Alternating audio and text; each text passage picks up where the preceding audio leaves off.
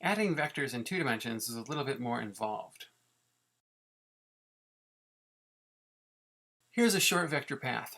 Someone walks 40 meters north and then 30 meters east. To calculate the distance the person goes, we just have to add up their scalar amounts of each leg of the journey.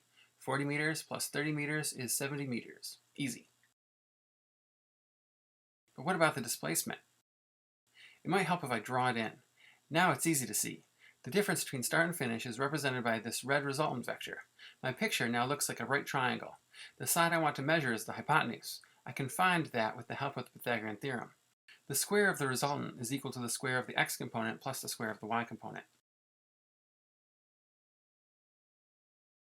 I get 50 meters for an answer, but since displacement is a vector, I need to include the direction of the answer to be completely correct. Here's an example problem that is similar to homework problems we will expect you to be able to do.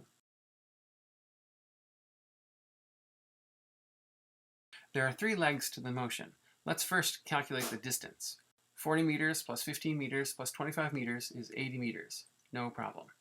Before I calculate the displacement, I will draw a picture of the situation. In black, I'm drawing the 3 legs of the journey mentioned in the problem. This blue line represents the resultant displacement from the motion.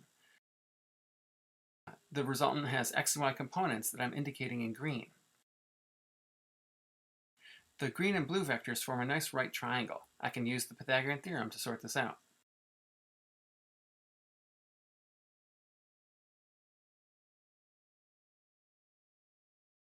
The only x motion is the 15 meters west.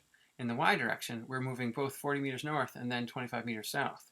The total y motion is 15 meters north. Once I do my arithmetic, I end up with a numeric answer of 21 meters. I can see from my picture that the direction for the answer is northwest.